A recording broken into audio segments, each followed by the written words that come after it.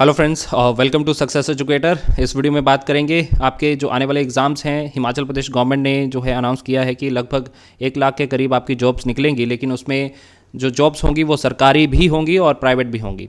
अब देखो, सरकारी जॉब्स जो हैं अभी लगभग 60,000 ऐसी पोस्ट हैं हमारी हिमाचल प्रदेश में जो कि वैकेंट है। यहाँ पे मैं सरकारी पोस्ट की मैं बात कर रहा हूँ, ठीक है।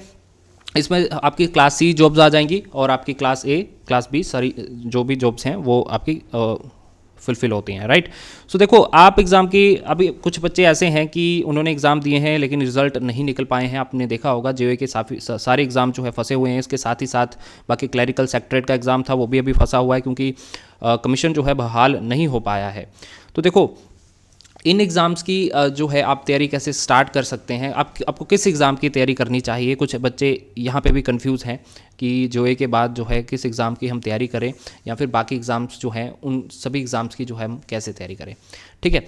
तो देखो, आपको सबसे पहले अगर आपके पास समय कम है तो आपने क्या करना है। अगर आपके पास 3 या 4 मंथ हैं कि आपने इसी बीच जो है तैयारी करनी है, तो आप पहले अपने स्ट्रॉन्ग सब्जेक्ट्स देखिए कि आपके स्ट्रॉन्ग सब्जेक्ट क्या हैं। अगर आपका जनरल नॉलेज स्ट्रॉन्ग है तो आप उन पेपर्स को भरिए जिसमें जनरल नॉलेज का जो वेटेज है वो ज़्यादा आता है एज़ कम्पेयर टू बाकी। जैसे कुछ स्टूडेंट होते हैं जिनका जो मैथ है, मैथमेटिक्स है, वो स्ट्रॉन्ग रहता है, तो वो पटवारी जैसे एग्ज़ाम्स को फिल कर सकते हैं जिसमें मैथ्स जो है पूछा जाता है। 25 मार्क्स का मैथ होता है और हिंदी होता है, इंग्लिश होता है एंड योर जनरल नॉलेज होता है, राइट। तो वो उस जैसे एग्जाम्स को भर सकता है। जिसका जीएस स्ट्रॉन्ग है, जनरल स्टडीज स्ट्रॉन्ग है, वो क्लर्क जैसे एग्जाम्स की तैयारी कर सकता है या फिर सब इंस्पेक्टर जैसे एग्जाम्स की तैयारी कर सकता है, राइट। सो उन एग्ज़ाम को भरिए।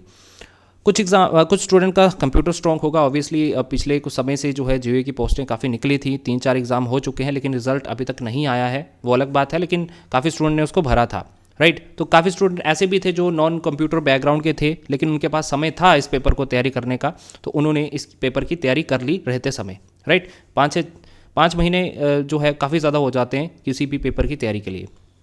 तो उन्होंने कंप्यूटर पढ़ा, जो नॉन कंप्यूटर बैकग्राउंड के थे उन्होंने भी कंप्यूटर पढ़ा। लेकिन मैं यहाँ पे बात कर रहा हूँ जिसके पास समय कम है। अगर आपके पास समय कम है तो आप जो है अपने जो स्ट्रॉन्ग सब्जेक्ट्स हैं उन पे फोकस करो, उन एग्ज़ाम की तैयारी करो जो आपके जो स्ट्रॉन्ग सब्जेक्ट्स हैं उसके अंदर जो कैटर करते हैं एग्ज़ाम, उसके अंदर फुलफिल हो रहा है सिलेबस वो, ठीक है, उसकी तैयारी करो। अगर आपका कंप्यूटर स्ट्रॉन्ग है तो आप उसी पेपर की तैयारी करें। 965 पोस्ट कोड जो आपका जेईई का होगा वो भी होने वाला है, तो उस पेपर की अगर आप तैयारी कर रहे हैं तो उस पर ही फोकस करें। उसका कंप्यूटर का पार्ट जो है उसको अच्छे से कवर कर लें। साथ ही साथ आपको जीएस भी थोड़ा बहुत करना पड़ेगा क्योंकि जीएस के भी 60 क्वेश्चन वहाँ पे आते हैं जो कि मेरिट डिसाइड करेंगे। 140 क्वेश्चन आपके कंप्यूटर के आएंगे तो 140 में से आप 120 ठीक कर लें, 125 ठीक कर लें, ज़्यादा से ज़्यादा आप 130 कर सकते हैं, लेकिन पूरे तो आपके ठीक नहीं होंगे ना। तो लेकिन उसके लिए भी आपको जीएस पढ़ना पड़ेगा थोड़ा बहुत, लेकिन वेटेज किसका ज़्यादा है, वो कंप्यूटर का ज़्यादा है। तो आप उस एग्ज़ाम की तैयारी करें जिस पे आपका स्ट्रॉन्ग होल्ड बना हुआ है, ठीक है। अब ऐसा भी नहीं है सभी पेपर की एक ही साथ आपने तैयारी करनी है। मैंने बोला एक पेपर को पकड़ो, 1 या 2 पेपर को पकड़ो, उसी पेपर की तैयारी करते रहो, उसी पेपर को आपने भरना है, वही पेपर आपका निकलेगा। ऐसे भरने को तो आप सभी पेपर भर सकते हैं लेकिन तुक्के से कोई पेपर नहीं निकलता है। आपको सिर्फ और सिर्फ तैयारी करके ही आपका पेपर जो है वहाँ पे निकलने वाला है।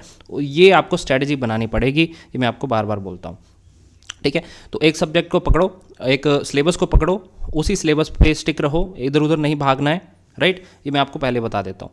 और 5 या 6 मंथ आपको लगेंगे किसी भी पेपर को निकालने में, उससे पहले भी निकल सकता है, लेकिन 5 to 6 मंथ में आपका सारा जनरल स्टडीज़ की मैं यहाँ पे बात कर रहा हूँ कि आपका सारा पेपर जो है, सारा सिलेबस जो है वो कंप्लीट हो जाएगा with in 5 to 6 month, right. तो ये आप स्ट्रेटजी को फॉलो कर सकते हैं। अब कुछ बच्चे ऐसे भी हैं जिनका क्लास सी का एग्ज़ाम निकल चुका है, जेईई का एग्ज़ाम निकल चुका है, क्लरिकल कैडर का, तो वो क्या कर सकते हैं, वो अलाइड सर्विसेज की तैयारी कर सकते हैं, एनटी की तैयारी कर सकते हैं, कुछ एचएस की भी तैयारी करना स्टार्ट किए होंगे। तो आप क्लास सी का एग्ज़ाम तो निकल गया, हालांकि रिजल्ट नहीं आया, रिजल्ट आ ही जाएगा आज नहीं तो कल, लेकिन आप जो है अगले पेपर्स की तैयारी वहाँ पे अपना फोकस शिफ्ट कर सकते हैं। अब इसके लिए जो है क्या है कि आपका जो सिलेबस है वो अलग रहता है हमीरपुर बोर्ड के एग्ज़ाम से रिलेटेड, और सोर्सेज जो रहती हैं, बुक्स वगैरह रहती हैं, वो भी अलग रहती हैं। जब भी आप कोई भी कोर्स परचेज़ करते हैं, इवन मेरा कोर्स परचेज़ करते हैं, तो उसमें आपने ये देखना है कि वो किस एग्ज़ाम को कैटर कर रहा है।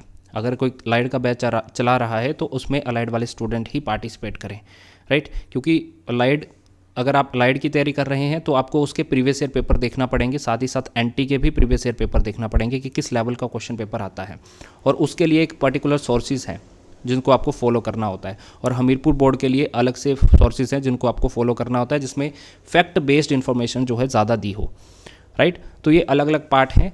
किस एग्ज़ाम की आप तैयारी करेंगे, ऐसे ऐसे इधर उधर मत भटकिए, एक सिलेबस को पकड़ो और उस पर स्टिक रहो जब तक वो कवर नहीं हो जाता है, ठीक है। अगर आपका सिलेबस वो कवर हो गया, आपको लगता है कि अपने 3-4 बार जो है रीडिंग वहाँ पे ले ली है और आपको चीज़ें याद होना स्टार्ट हो गई हैं, याद हो गई हैं, तो आप बाकी सब्जेक्ट को फिर पकड़ सकते हो जो एग्ज़ाम अभी आने वाला होगा, ठीक है।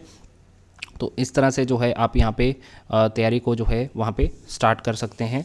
जो भी एग्ज़ाम जो है आपके आने वाले हैं उसके अकॉर्डिंग जो है आपको वहाँ पे तैयारी रखनी है। जो पहले एग्ज़ाम होगा उस पेपर की तैयारी रखो, और ऐसे नहीं करना है कि एक पेपर साथ में आपके 2-3 पेपर आ रहे हैं और साथ ही साथ उन्हीं 2-3 पेपरों की आप लगातार एक ही समय में तैयारी करें। ऐसा कभी भी नहीं होगा, पेपर आपका एक भी नहीं निकलेगा फिर, ठीक है। एक पेपर की तैयारी करो, उसमें लग जाओ। अगर वो पेपर नहीं होता है फिर देन जो है आपने आगे का सोचना है, अगर वो उसी टाइप का पेपर दोबारा नहीं आएगा आपको लगता है जल्दी समय में, ठीक है।